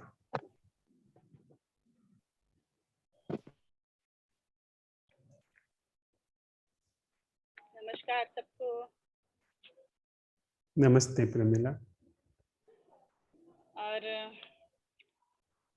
मैं हृदय तल से धन्यवाद ज्ञापित करती हूँ आपका भी, और जितने भी साथी हम मेरे साथ यहाँ पर रहे हैं उन सब का। यह जो असंभव प्रश्न उठाने की कला जो है, इसमें जो जवाब आता है या जो जवाब नहीं आता है, उससे इतना तो हो ही रहा है कि जो दुख जमा हुआ है तो वो धीरे से गलने लगता है। बहुत जरूरी है कि इसको बहुत जल्दी से फैलना चाहिए और ज्यादा से ज्यादा लोगों तक इसको पहुंचना चाहिए। मेरी एक गजल का एक शेर याद आता है कि मेला लगा है दर्द का, ये दुख का गांव है। मेला लगा है दर्द का, ये दुख का गांव है। हर सांस में है चीख, सताए हुए हैं लोग। तो हर सांस में जब चीख है और सताए हुए लोग हैं, तो बहुत जरूरी है कि वो दर्द जो है वो कम हो और ये कला ज्यादा से ज्यादा लोगों तक पहुंचे।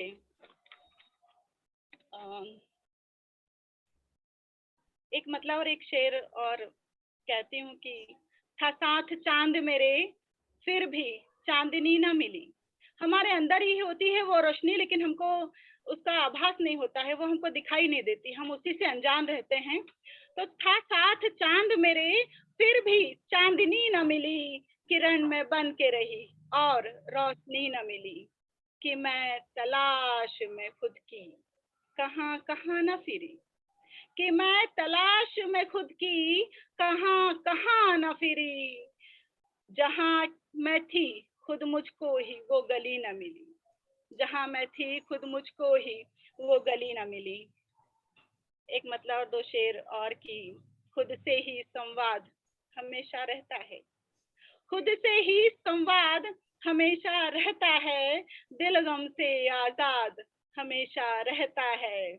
और छोड़ो उनकी बातें, खुद से प्यार करो। छोड़ो उनकी बातें, खुद से प्यार करो। तो दिल जिंदाबाद हमेशा रहता है। और उम्मीदों की एक किरण हूँ मैं यारों। उम्मीदों की एक किरण हूँ मैं यारों। सुख मुझ में ईजाद हमेशा रहता है। एक कविता जो मैंने वहाँ धर्मशाला में भी पढ़ी थी, बहुत पुरानी है ये, मैं वो आपके सामने रखना चाहती हूँ। शीर्षक है मिट्टी। कि बचपन में देखा था माँ को, जब कोई मिट्टी की मूर्ति खंडित हो जाती थी तो माँ उसे तुलसी कोट में रखाती थी। बचपन में देखा था माँ को, जब कोई मिट्टी की मूर्ति खंडित हो जाती थी तो माँ उसे तुलसी कोट में रखाती थी। रोज पानी पड़ने से धीरे धीरे वह गलने लगती थी और एक दिन पता भी नहीं चलता था, वह मिट्टी की मूर्ति मिट्टी में मिल जाती थी।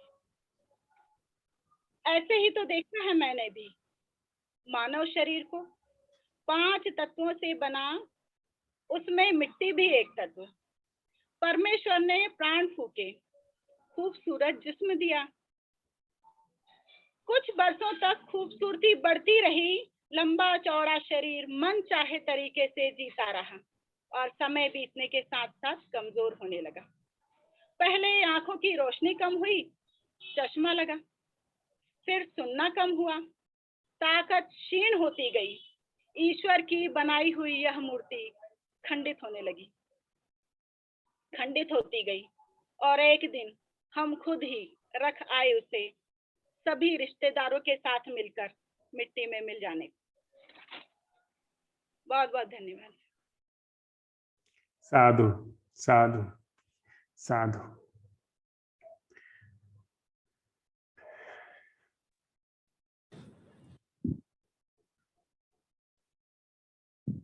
हेलो। हाँ रंजीता, हाँ, good evening. Very good evening. बहुत ही बढ़िया ध्यानशाला और वर्कशॉप रहा हम लोगों का, and I am really thankful to everyone for joining.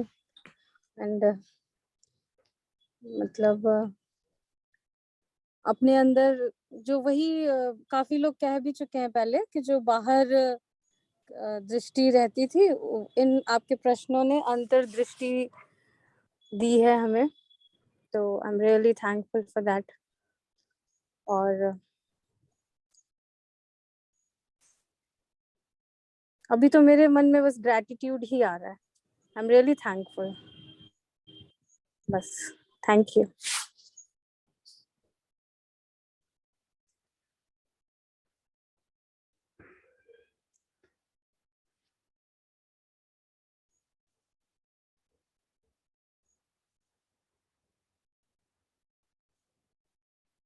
शरद।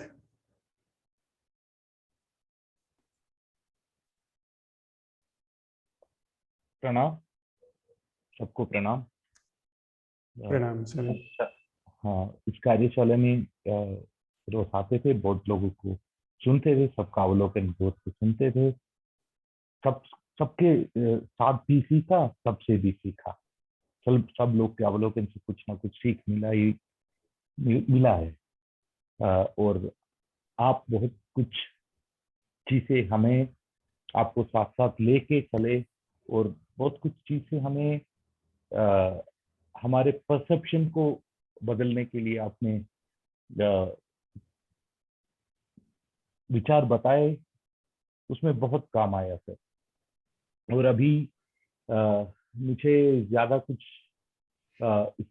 इस कार्यशाला के बारे में बोलने के लिए कुछ नहीं है ज्यादा, सबने बोल चुका है, वही मुझे भी बोलना है। मैं शुक्रिया अदा करूंगा सबको।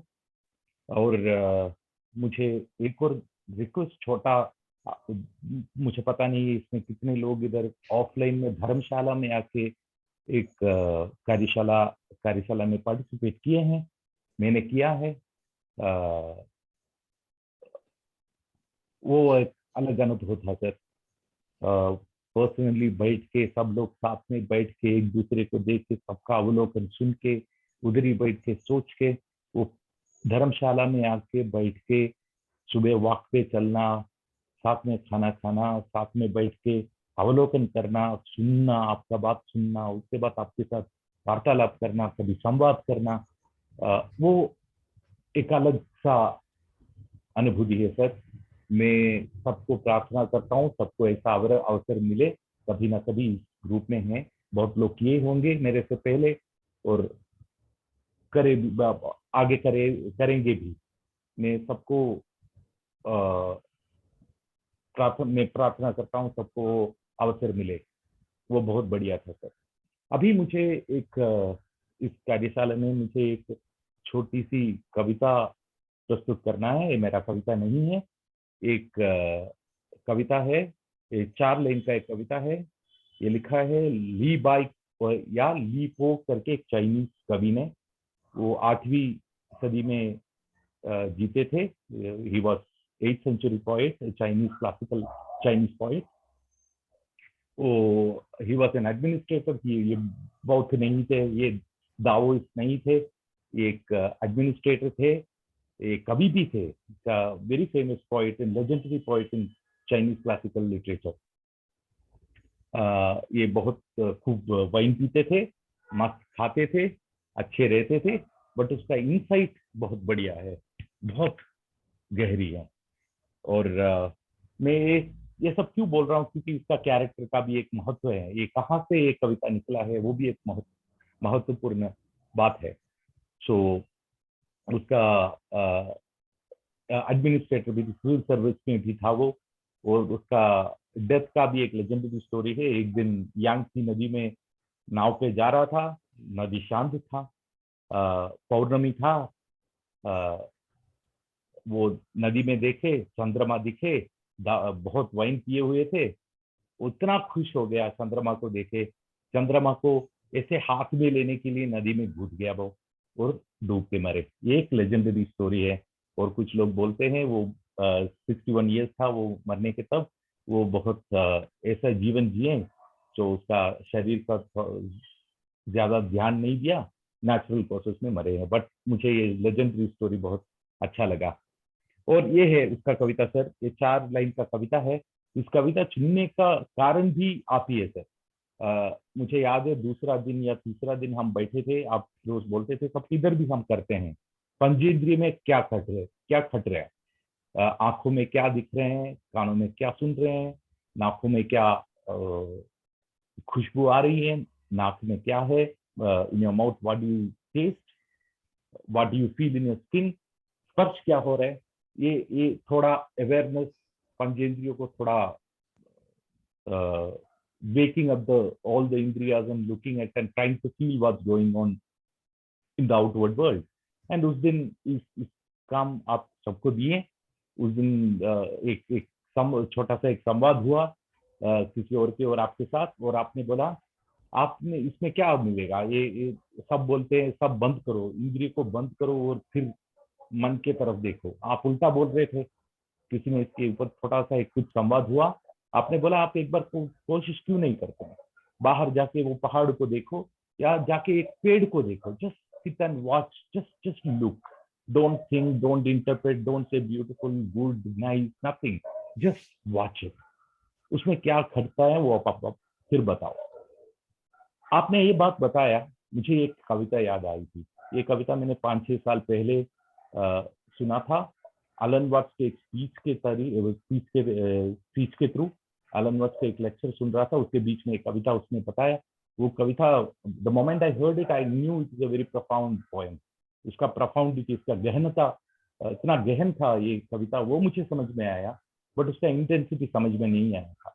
इसका इंटेंसिटी समझ में आया था तब आपने बोला जाके सिर्फ देखो, कुछ मत करो, सिर्फ बैठ के देखो, वो आपने बोला था, तब इसका इंटेंसिटी समझ में आया था इस कविता का। मैं कविता के रेंज पे अभी तक पहुंचा नहीं, अभी कविता के बारे में बहुत बोल दिया मैंने, इतना बिल्डअप दे दिया। अभी मैं कविता सुना देता हूँ। मैं इसका इंग्लिश क्लासिक चाइनीज का इंग्लिश ट्रांसलेशन सुनाने वाला हूँ। उसके बाद मुझे स्कूल में हिंदी कंपलसरी था, मैं केरला में पढ़ा हूँ। When I was in school, Hindi was compulsory from 4th standard to 10th standard, so थोड़ा कुछ हिंदी आता है मुझे। तो उसका ट्रांसलेशन भी मैंने खुद किया है। तो उसमें ग्रामेटिकल एरर है,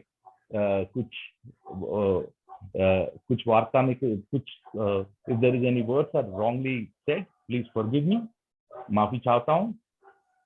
पहले मैं इंग्लिश में सुना देता हूँ इस कविता। The title of the poem is Watching the Mountain. The birds have vanished into the sky. The birds have vanished into the sky, and now the last cloud drinks it. The birds have vanished into the sky, and now the last cloud drains away. We sit together, the mountain and I. We sit together, the mountain and I, until only the mountain remains. We sit together, the mountain and I, until only the mountain remains. उसका हिंदी परिभाषा ये है sir, पक्षी गगन में गायब हो गए हैं और अब आखिरी बादल बारिश बन के गिर चुके हैं। पक्षी गगन में गायब हो गए हैं और अब आखिरी बादल बारिश बन के गिर चुके हैं। हम एक साथ बैठे हैं पहाड़ और मैं, हम एक साथ बैठे हैं पहाड़ और मैं, जब तक केवल पहाड़ी रह गए। ये ट्रांसलेशन है, कितना सही है गलत है मुझे समझ में नहीं आया, तो इसको थोड़ा आख्यान व्याख्यान कुछ नहीं करूंगा, इसका इंग्लिश में ग्रुप में डाल दूंगा, आप खुद देख लीजिए, तो आपको और पढ़ने में मजा आएगा। Thank you very much sir, it's a blessing to come here and meet everybody, thank you very much. Please अगर आप इंग्लिश वाला भी बोल देंगे तो अच्छा रहेगा, प्लीज बोलिए। एक और बार बोल देता हूँ, मैं पहली बार इंग्लिश बोला था। हाँ, वो इंग्लिश वाला फिर से एक बार बोलिए, अच्छा था, बहुत nice, thank you. No problem. Watching the mountain, the birds have vanished into the sky, and now the last cloud drains away. The birds have vanished into the sky, and now the last cloud drains away. We sit together, the mountain and I. We sit together, the mountain and I, until only the mountain remains. Thank you very much. God bless. साधु साधु साधु।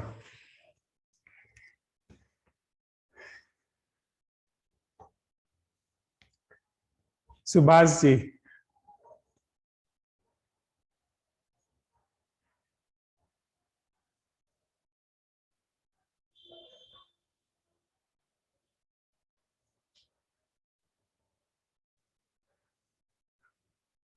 सुभाष जी आप हैं?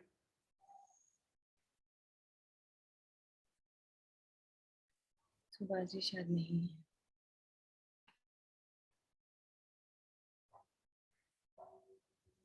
सुरोमिता जी,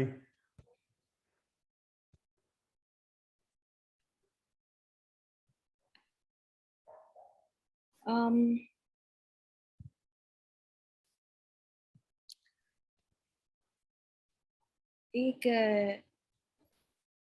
जैसे जैसे एक एक workshop खत्म होते जाता है, हम एक एक वर्कशॉप 7-7 दिन एक साथ गुजारते हैं, एक खत्म होने के बाद लगता है कि कुछ तो एक हाथ लग गया, मतलब कुछ तो एक शायद यही है।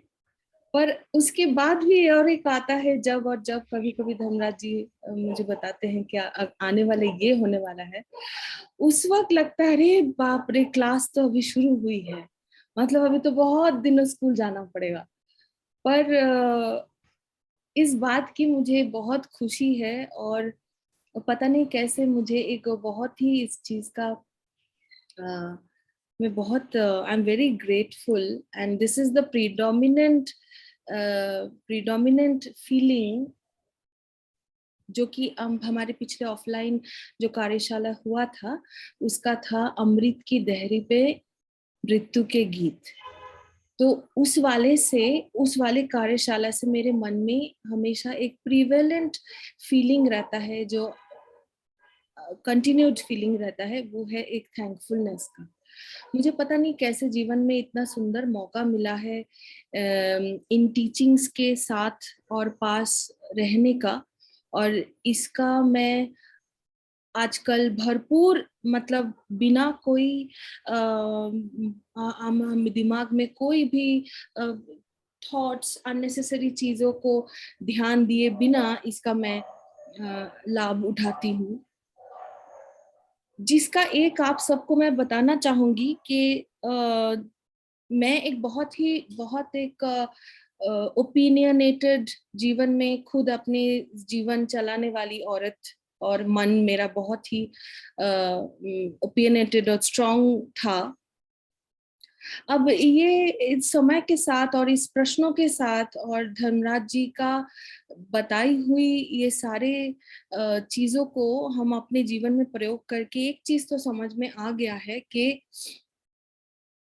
ये मन का जो फ्यूटिलिटी है कि हम बुद्धि से जो चीज जीवन को देखते हैं, ये आप सबको मैं बताना चाहूंगी, क्योंकि बार बार ये प्रश्न आया है कि हम जीवन जी रहे हैं एक प्रकार से, हम जीवन में संसार है, फैमिली है, करियर है, पैसे कमाना है, ये है, वो है, सब है। वो सारी चीजें मेरे जीवन में भी है और था भी 1 साल पहले जब मैं यहाँ आई थी। पर मैं नहीं कह रही हूँ कि मेरे जीवन से एकदम मैं एनलाइटेंड हो गई हूँ and all of that and I have realised what is मैं मुक्त जीवन, पर इतना तो समझ में आया है कि एक तरीका है जो मैं से मुक्त, मतलब एटलीस्ट अपना जो सेंटर है, अपना जो होना है, उसको थोड़ा सा अगर हम साइड में रखे, जीवन को दे उस और जीवन को बहने दे, उससे बहुत ही ऐसे कुछ चीजें घटती हैं जो हमारे लिमिटेड दायरे में आ नहीं सकता। तो अब क्या हुआ है कि यहाँ में मैं पहुंची हूँ कि हर मोमेंट, जैसे मैं अभी आप बात कर रही हूँ, मोमेंट बोलना भी गलत होगा क्योंकि बोलते बोलते वो मोमेंट चला गया और वो साइकोलॉजिकल टाइम भी आ गया है कि हर ये बोलना और सुनना, हर में, हर चीज में, उसी वक्त उसी एक्शन में जीवन है। अब पीछे क्या है, आगे क्या होने वाला है, कभी कभी पुरानी आदतों की वजह से काफी सारी चीजें आ जाती हैं और उस वक्त वो दिख भी जाता है कि चलो ये पुराना मैं फिर से इट्स काइंड ऑफ आ गया है ये करने। पर ये अगर हम प्रश्नों की कला को, और जैसे शायद दिलीप भाई ने कहा कि हमें ऐसा एक चीज मिला है जीवन में कि अब कोई मन में ना डर, ना कहिए कि बोर्डम कहिए, दुख कहिए कि फ्यूचर प्लानिंग कहिए कि कोई भी प्रकार की भय, असुरक्षा कुछ भी नहीं हो सकता, उसकी जगह ही नहीं है। और एक महिला होने के नाते ये भी मैं कहना चाहती हूँ, बहुत महिलाएं हैं यहाँ पे, कि एक महिला होने के नाते भी कभी कभी जो एक बहुत ही इनहेरिटेड कंडीशनड असुरक्षा में हमने जिया है जीवन, वो हम चाहे या ना चाहे, वो असुरक्षा या डर हमारे मन में होता ही है। उस चीज के वहां पे भी जाके अगर आप ये सारे असंभव प्रश्नों को उठाएं, वहां से भी मुक्त हुआ जा सकता है।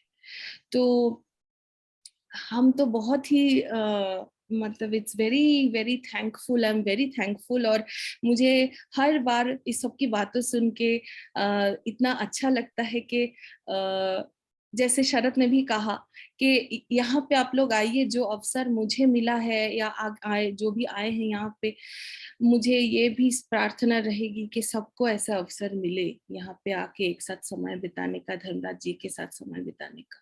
ये सानिध्य में भी बहुत कुछ होता है। तो आप लोग जरूर आइए, आपका स्वागत है। अब मैं एक गाना गाना चाहती हूँ, बहुत लंबी चौड़ी एक लेक्चर दे दी मैंने, तो एक गाना गाना चाहूंगी इस सेलिब्रेशन में।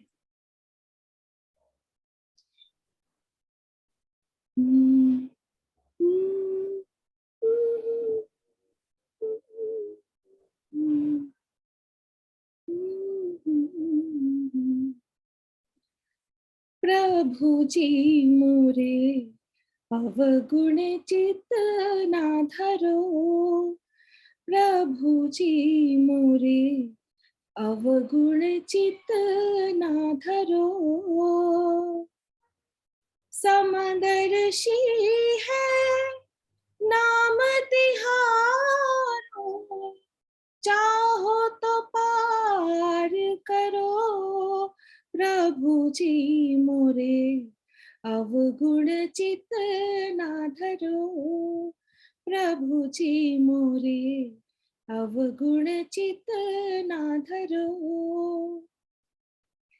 एक लोहा पूजा मेरा खत, एक घर बधिक परो, एक लोहा पूजा मेरा खत, एक घर बधिक परो। सौ सुविधा सौ दुविधा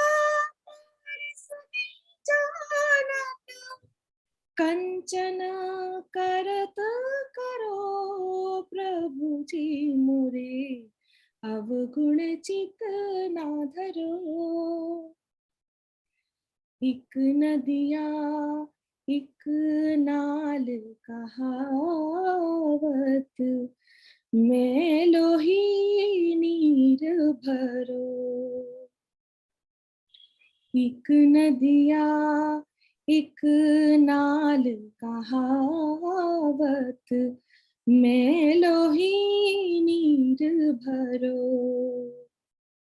जब मिली दोनों एक वरन भये, जब मिली दोनों एक वरन भये, सुर सरी नाम परो। तन माया जो ब्रह्म सुर सो मिल भी करो।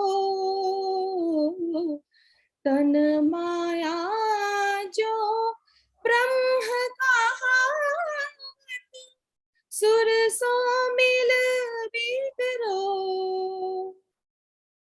काइन का निर्धार कीजिए, कई पर चात धरो।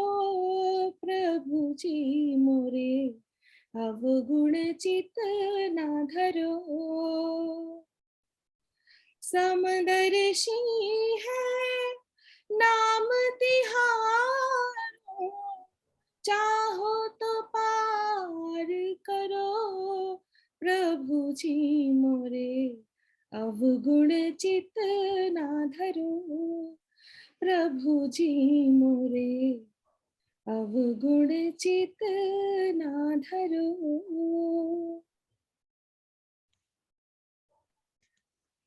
साधु साधु साधु। सर 1 मिनट सर, शरद बोल रहा हूँ सर। हाँ शरद। शुभमिता जी को शुक्रिया अदा करना भूल गया था, उसके वजह से एक नया प्लेलिस्ट भी मिल गया। 7 दिन में 7 गाना सुनाई, इसका एक नया प्लेलिस्ट बन गया हमारा। Thank you very much Shubhamita.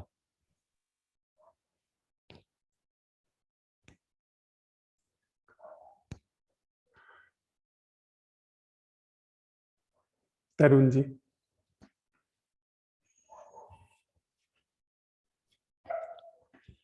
नमस्कार सभी को। नमस्ते। शुरुआत आज के प्रश्न के साथ करता हूं कि कला क्या है। सर ये आपने अपने संवाद में एक बार एक बात कही थी कि कोई चर्चा में एक मशीन के बारे में पूछा गया, ये मशीन क्या है यह पूछा गया। यह प्रश्न भी कुछ कुछ ऐसा ही लगता है। अगर मैं इसके बारे में सोचने जाता हूँ तो इसके बारे में ही सोच पाता, और वो सोचना भी सर सुस्पष्ट नहीं हो पाता है। आप मुझे जैसे मोबाइल का मुझे नहीं पता है, पर इसके बारे में मैं आपको बता दूंगा तो वो बहुत सुस्पष्ट बता दूंगा। पर ये जो कला वाला जो प्रश्न है सर, इसके बारे में बताना भी सर सुस्पष्ट नहीं हो पाता है। फिर भी कुछ कुछ जैसा सोचने में आता है वो ये होता है जैसे कि कोई खाली कागज है, उसके ऊपर अनंत संभावनाएं हैं, कुछ भी उकेरा जा सके, आड़ी तिरछी रेखाएं या कुछ रंग डाल दिए जाए, कुछ आकृतियां बना दी जाए। तो वो सारी आकृतियां जो है वो मेरी बनाई हुई, सारी रेखाएं जो है वो मैंने खींची, आड़ी तिरछी जिस भी तरह से, कोई गहरी है कोई हल्की है। अब इस कला का जो काम है वो ये है कि वो जिस प्रसाद की आप बात करते हैं वो इन रेखाओं के बीच में समाहित होती जाए, इन्हें हल्का करें, इन्हें गहरा करें, इन्हें मिटा ही दें। बट अगेन वो भी सर ये भी कहना एक तरीके से बेईमानी ही होगा, क्योंकि ये कहना भी मतलब एक तरीके से हो रहा है कि मैं फिर से कोई रेखाएं उसमें खींचता चला जाता हूं। हाँ, मेरा कोई वजूद बचता नहीं है सर इस कला के सामने। और इस चीज के लिए आपको धन्यवाद है सर। धन्यवाद भी क्या सर, छोटा शब्द हो जाता है, नहीं पता। भावों के कई उद्गार हैं, धन्यवाद से परे भी है। सभी साथियों को जो साथ में बने रहे, उनके अवलोकन के जरिए मैं उस दृष्टि अपने अपने अंदर देख पाया या समझ पाया, चीजों की जो सूक्ष्मता है उनके ऊपर थोड़ी नजर जानी शुरू हुई। इसके लिए जितने भी साथी यहाँ जुड़े उनको धन्यवाद। और तो सब कुछ अब आ नहीं रहा है। एक गीत मैंने लिखा था आज से 6-7 साल पहले, शायद 2014 या 15 के अंदर हिमाचल में मेरी पोस्टिंग थी उस समय। सर गीत के साथ में एक डिस्क्लेमर है, क्योंकि मैं गायक नहीं हूँ, पर वो गीत के फॉर्म में लिखा हुआ था, तो कोशिश करूंगा, तो प्लीज बेयर विद मी। हाथ फिसलती रेत संभाले, क्यों एक टांग तू खड़ा है, रत्न जो खोजे बीच समंदर, वो हाथ में तेरे जड़ा है। जो दुनियादारी बीच बाजारी बिके तराजू तोल, तू निकल वहां से कर ले खुद को इन सब से अनमोल। इस भीड़ भाड़ के अंधकार में तू सुनसान ही पड़ा है। रत्न जो खोजे बीच समंदर, हाथ में तेरे जड़ा है। तेरी बंदगी में चाहे जितने मोड़ आए, भले सारे मोड़ तुझको तोड़ तोड़ जाए, तू अभिमन्यु जो चक्रव्यूह से हारा नहीं लड़ा है। रत्न जो खोजे बीच समंदर, हाथ में तेरे जड़ा है। रत्न जो खोजे बीच समंदर, हाथ में तेरे जड़ा है। धन्यवाद। साधु साधु साधु।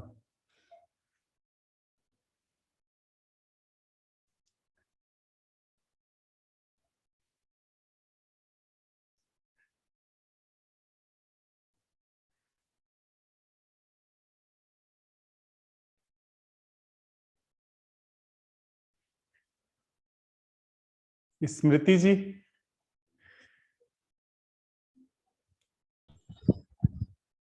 जी प्रणाम। जी प्रणाम।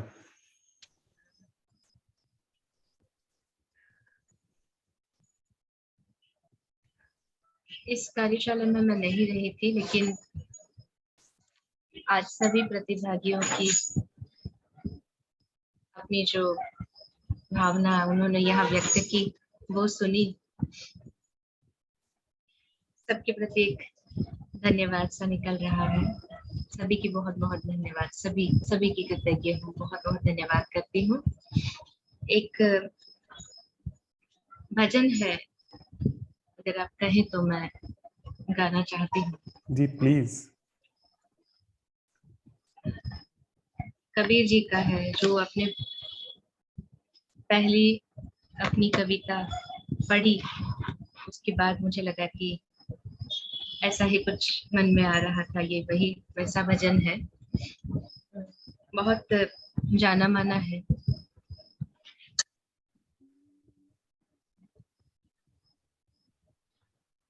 रहना नहीं देश वीराना है, रहना नहीं देश वीराना है। यह संसार कागज की पुड़िया, यह संसार कागज की पुड़िया, बूंदे पड़ी गल जाना है, बूंदे पड़ी गल जाना है। रहना नहीं देश वीराना है। यह संसार कांटे की बाड़ी, यह संसार कांटे की बाड़ी,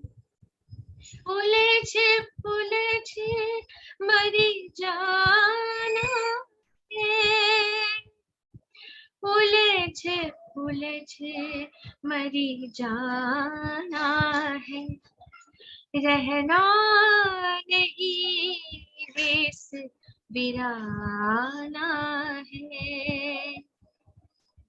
यह संसार झाड़ और झांकर, यह संसार झाड़ और झांकर, आग लगे बरी जाना है, आग लगे बरी जाना है, रहना नहीं देश वीराना है। कहे ही कबीर सुनो भाई साधु, कहे ही कबीर सुनो भाई साधु, सतगुरु नाम ठिकाना है, सतगुरु नाम ठिकाना है, रहना नहीं देश वीराना है, रहना नहीं देश वीराना है, देश वीराना है, देश वीराना है।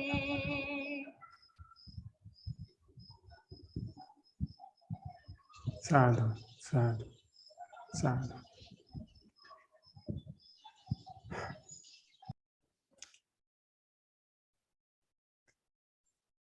कोई मित्र कुछ और अगर साझा करना चाहें?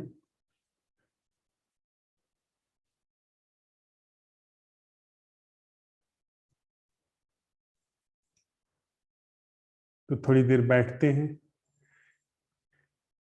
फिर आगे बढ़ते हैं।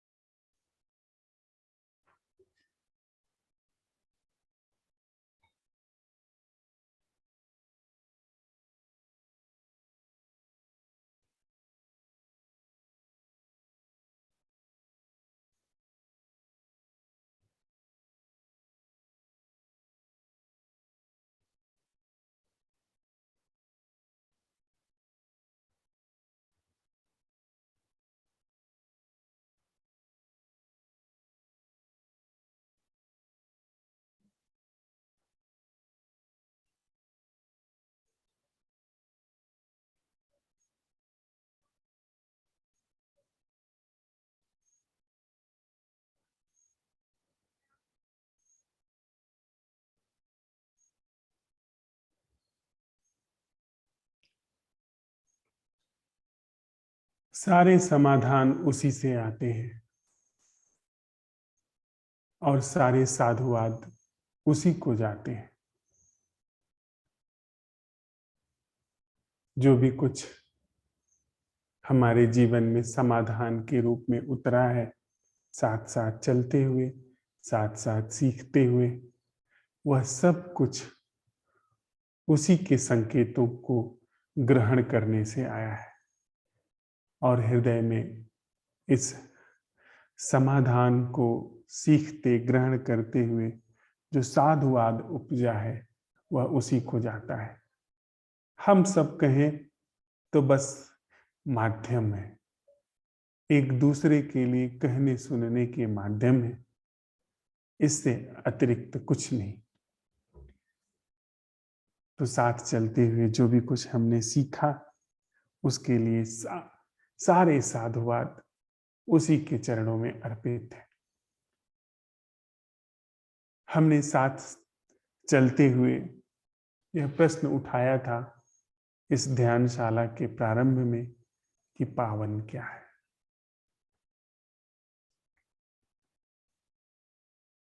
हम आज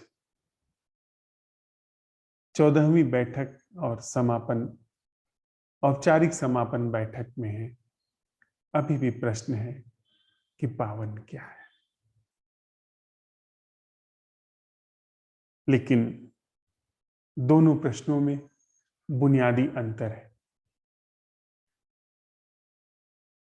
जब हमने शुरुआत की थी तो ऐसा था जैसे कि हम वह जो प्रश्न हमको लेकर के चलता है, उस विमान पर, प्रश्न के उस विमान पर हम चढ़े नहीं थे। प्रश्न था पावन क्या है। विमान ने यात्रा की, विमान कहीं ला करके हमको फिर उसी प्रश्न पर, फिर हम विमान से उतर करके जमीन पर खड़े। पावन क्या है।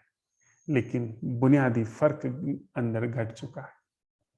कोई ऐसी कला भीतर हमारे अंकुरित हो चली है जिस कला से जो भी कुछ यह मिथ्या है, अपावन है, वह गल रहा है, वह हमारे जीवन से मिटना शुरू हो गया है। तो हम सब लोग जो साथ आए, जिन्होंने पावन क्या है इसे सीखने के लिए जो स्थापित ढंग था, स्थापित ढर्रा था, उससे बाहर निकल करके आने की जो क्षमता, जो सत्साहस दिखाया है, उसके लिए अशेष साधुवाद, उसके लिए अशेष आभार।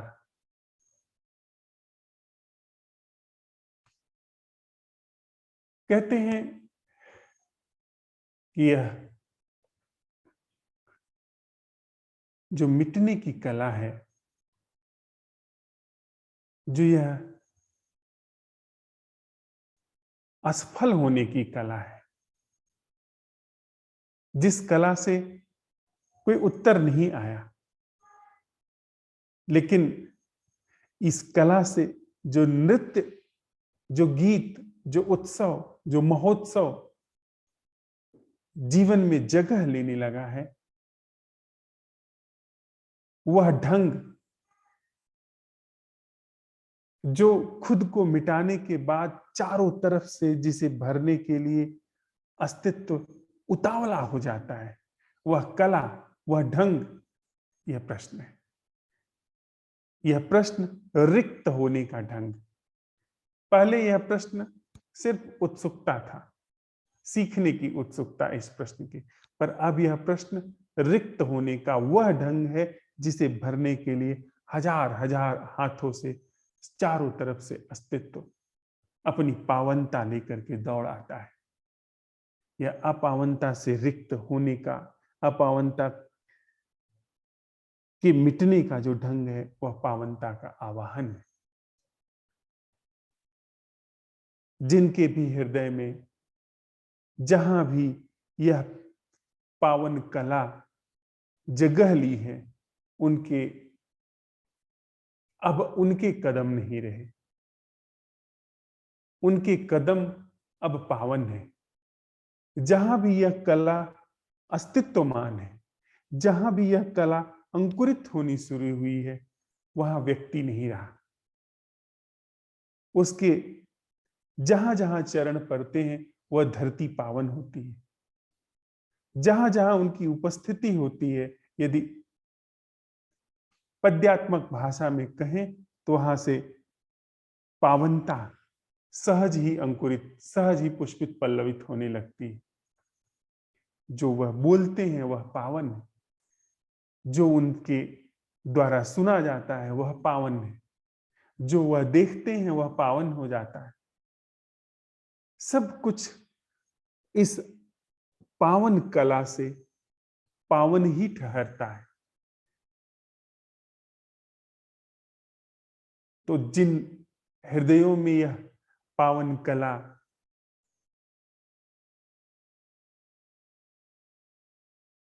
अंकुरित होनी शुरू हुई, उन सारे चरणों पर मेरा माथ।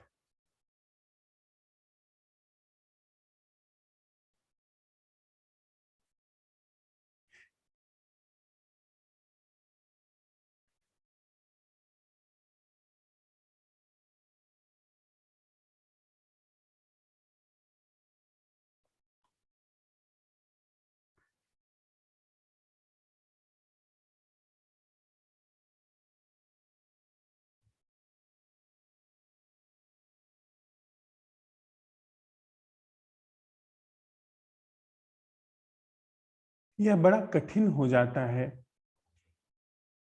कहना, यदि पावनता आपको भिगोने लगे, आपके जीवन का हिस्सा होने लगे।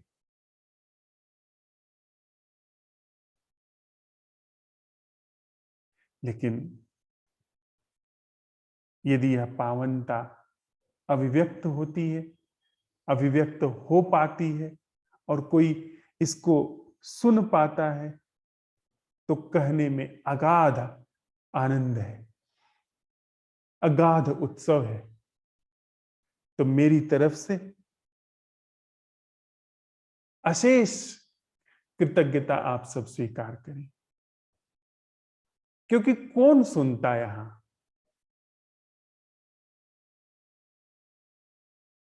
कौन इस उलट बांसी को पकड़ता? वर्षों से मैं घूम रहा हूं, वर्षों से मैं पुकार रहा हूं कि ऐसा कुछ है जो अपावन नहीं है। ऐसी जीवन की एक कला है जो दुख से मुक्त है। ऐसा एक जीवन है जिसमें कोई भ्रम नहीं है, कोई बनावटीपन नहीं है।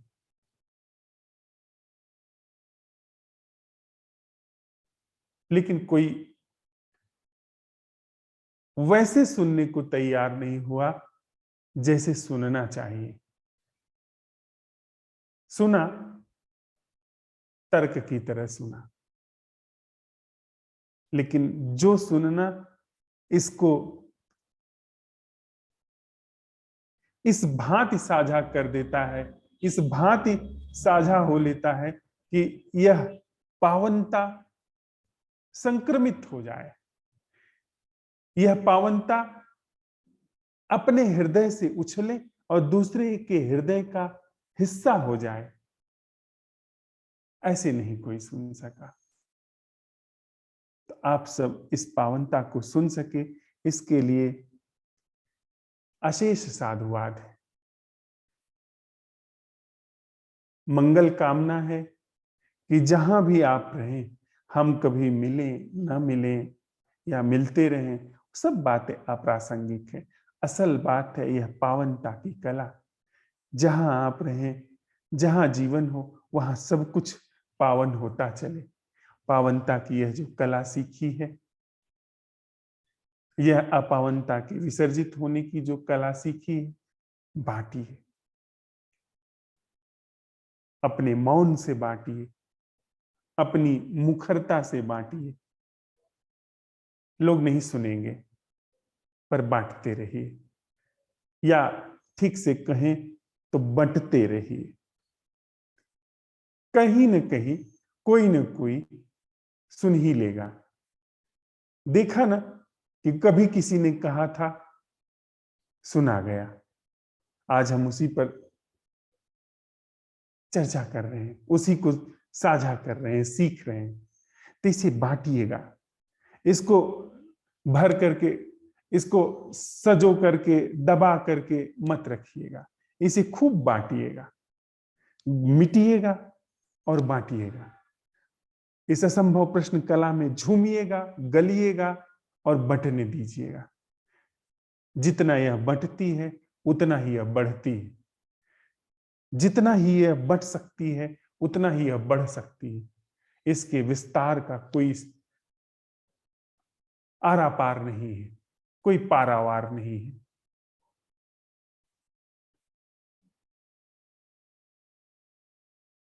तो बार बार ऐसी मंगल कामना हृदय में लिए कि खूब यह असंभव प्रश्न कला जीवन में बटे, जीवन का हिस्सा हो, जीवन से फैले, खूब आप मिटे, खूब हम सब लोग मिटे और यह पावनता जीवन का अंग हो। हमारे पास न कोई अब ज्ञान है, न कोई सूचना है, न हम हैं, बस यह कला वहां पर काम करे, वहां काम कर रही है।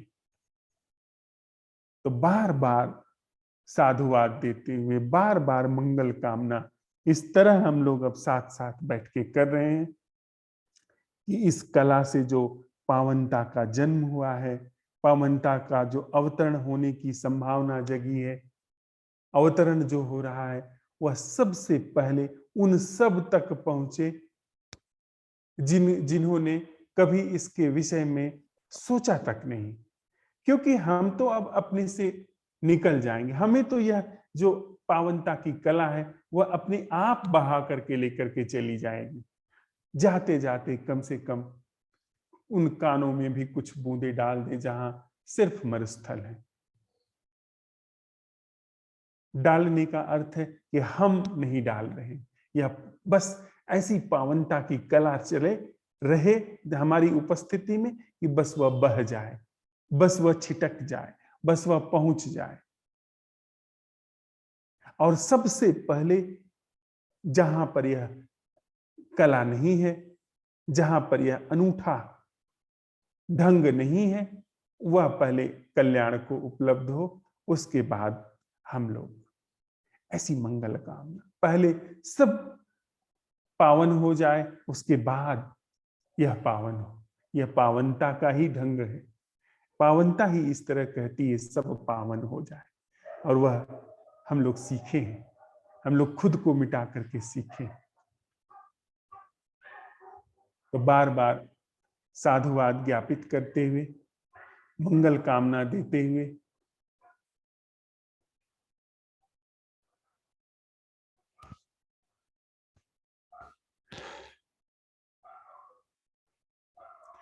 इस प्रसाद के साथ थोड़ी देर हम लोग बैठते हैं।